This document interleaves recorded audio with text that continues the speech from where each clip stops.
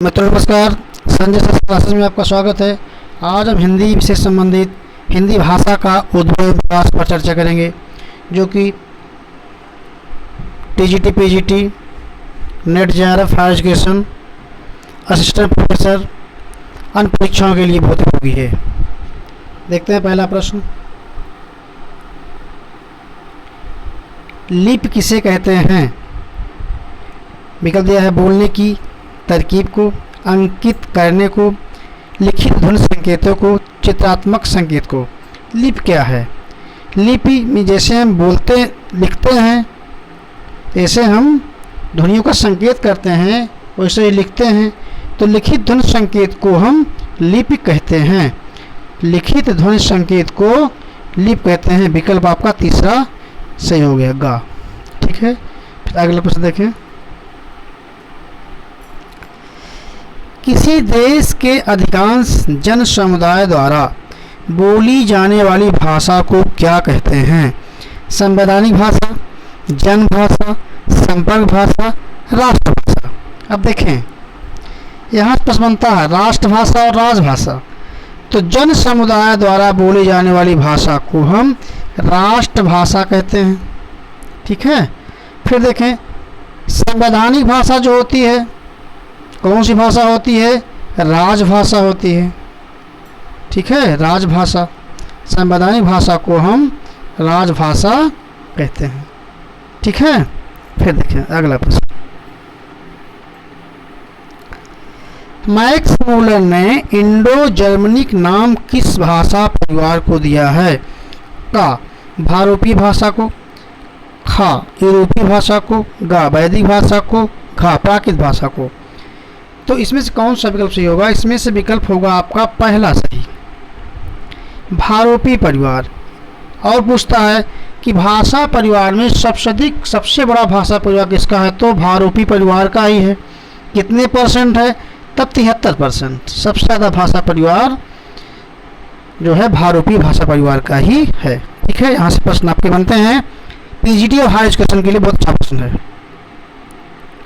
फिर देखिए आगे, गुजराती भाषा का विकास किस अपभ्रंश से हुआ है? सौरसेनी, पैचासी, ब्राह्मण, मागधी।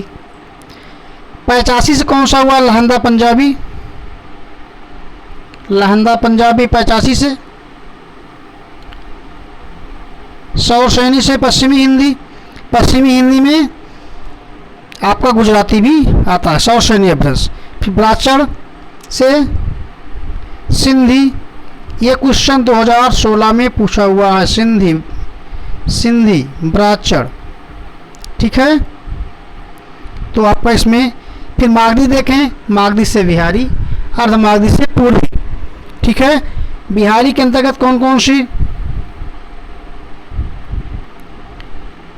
बोली का प्रयोग करते हैं?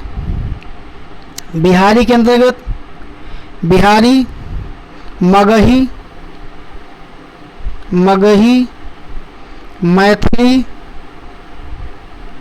मैथिली और भोजपुरी। कहते हैं भोजपुरिया बिहारी। ठीक है, तो इसमें आपका विकल्प खास ही हो जाएगा। अगला प्रश्न देखें।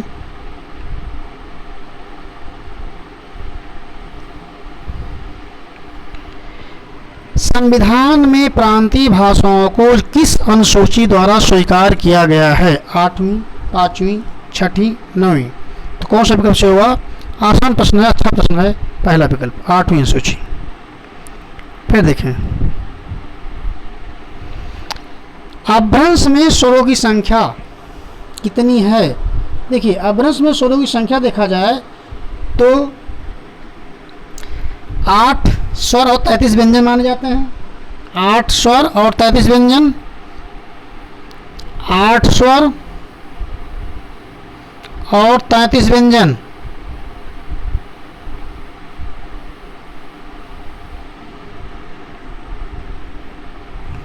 ठीक है, अपभ्रंश में स्वरों की संख्या 8।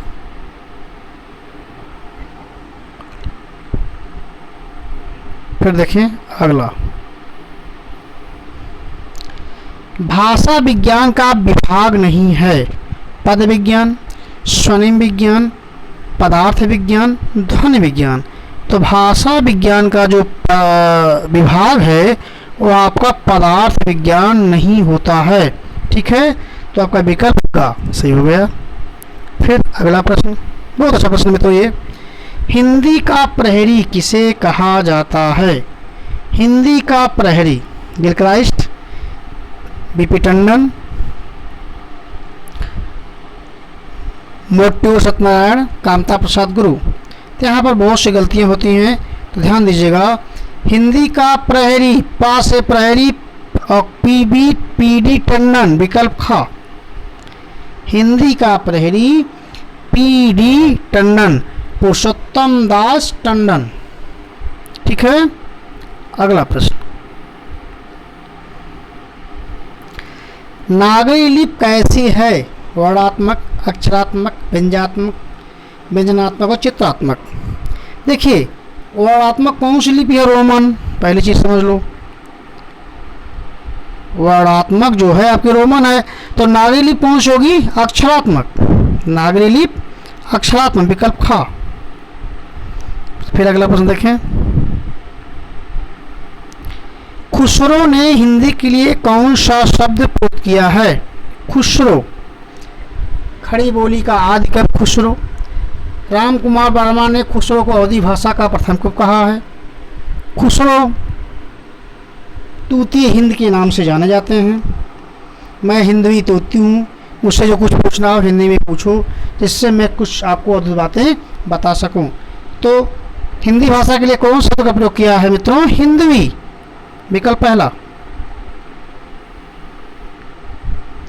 ठीक है, फिर देखें अगला प्रश्न, बहुत अच्छा प्रश्न है। भारत में हिंदी को संविधान की किस धारा के अंतर्गत राजभाषा घोषित किया गया है?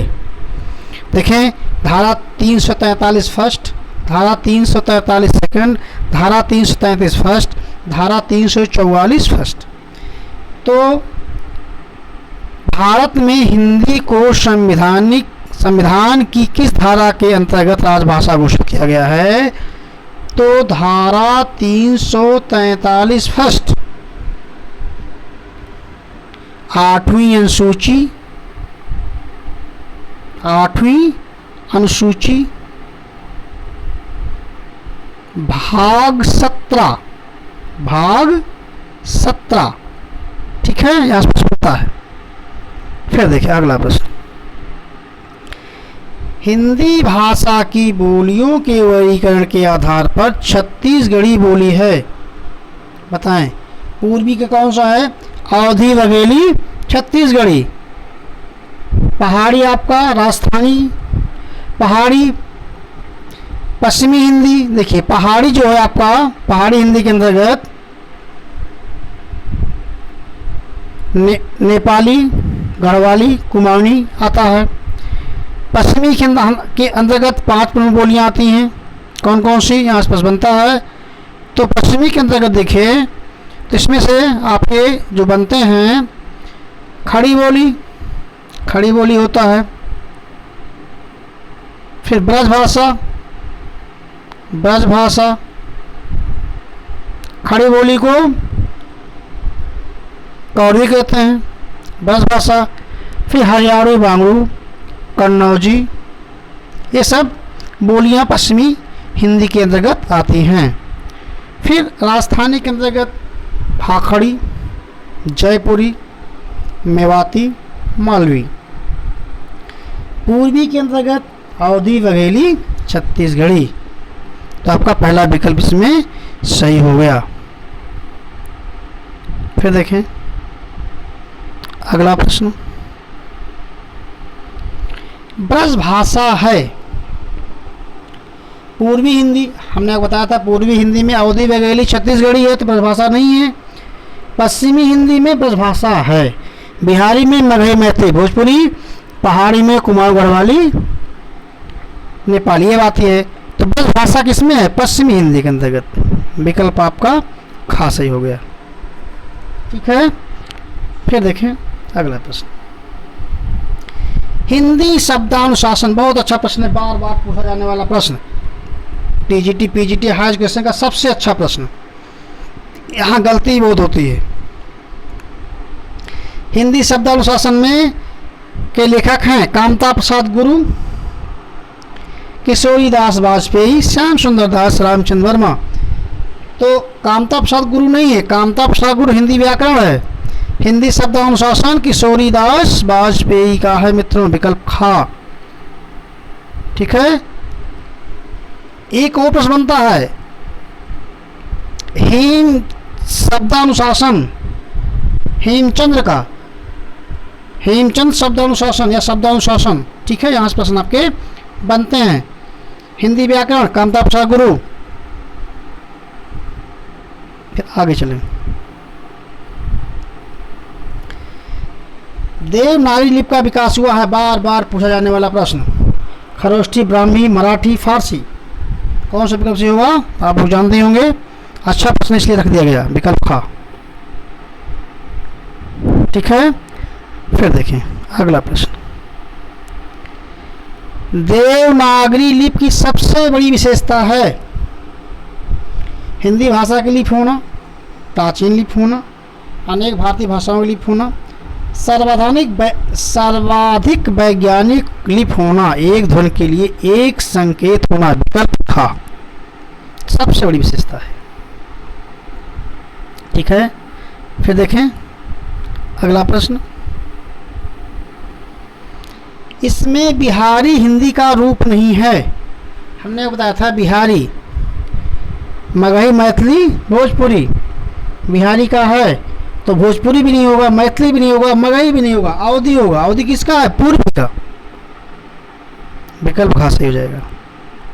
ठीक है। इसमें जितने भी प्रश्न हैं बहुत अच्छे प्रश्न हैं, भाषा विज्ञान के बहुत अच्छे प्रश्न हैं, जो कि आपको सही परीक्षाओं में बहुत हेल्पफुल होगा। जो भाई बहन हमारे चैनल पर नए हो, चैनल को सब्सक्राइब जरूर करिएगा और वीडियो को लाइक शेयर भी कर दीजिएगा। आगे चलें। निम्नलिखित युग्मों में कौन सा युग्म गलत है? अवधी पूर्वी के अंदर हमने बताया था, अवधी बघेली छत्तीसगढ़ी, पश्चिमी मैंने ब्रजभाषा रखा था, ब्रजभाषा है भी। पूर्वी में भोजपुरी, भोजपुरी मगही, मैथिली, भोजपुरी। ये आपकी बिहारी में आता है, तो कौन सा गलत है? ये भोजपुरी आपकी बिहारी में जाएगा, मगही, मैथिली, भोजपुरी किस में जाएगा? बिहारी में। विकल्प क्या दिया हुआ है? पूर्वी, इसलिए गलत कौन सा होगा? गा। ठीक है। अगला प्रश्न। निम्नलिखित बोलियों में से पूर्वी बोली की, पूर्वी हिंदी की बोली नहीं है। पूर्वी बार बार पूछा था मित्रों, ध्यान दीजिएगा, इसको रट लो। शौशनी अपभ्रंश, मागधी, पूर्वी,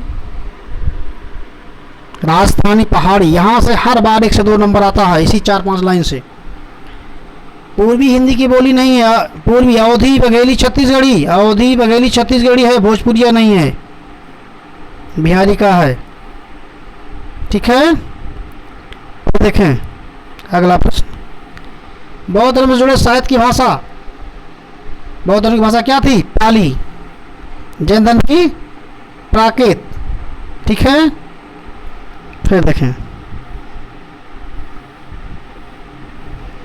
अगला प्रश्न।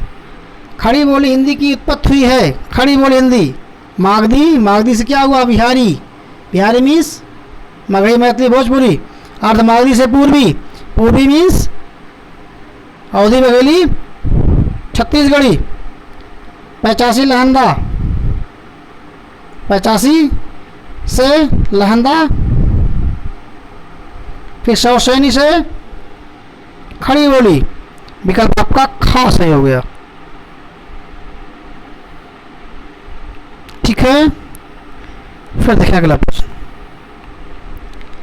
अवधी और ब्रज दोनों भाषाओं में रचना करने वाले कवि हैं सूरदास, तुलसीदास, घान सभी। सूरदास जी ब्रजभाषा कवि थे। तुलसीदास ने अवधी और ब्रजभाषा का दोनों में वर्णन किया है। ठीक है। किस गीतावली, कवितावली, दोहावली, जितने भी वली हैं, ये सब तुलसीदास की ब्रजभाषा की रचना है। मैं तो ध्यान दीजिएगा। ठीक है। और रामचंद्र मास आप जानते हैं अवधी भाषा में लिखा हुआ है, विकल्प कौन सही हो जाएगा? विकल्प ख। फिर देखें अगला प्रश्न,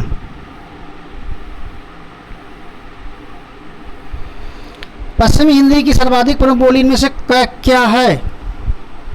ब्रजभाषा, खड़ी बोली, बुंदेली, बांगरू।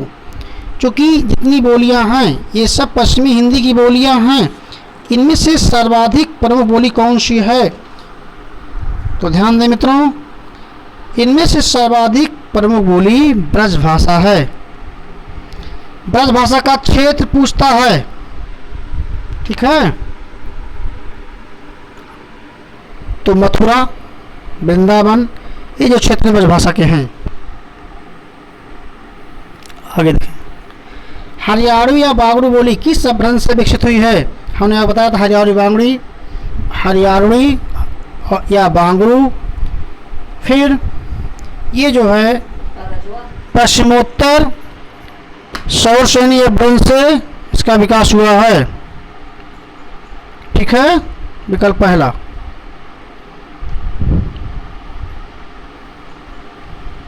फिर देखें,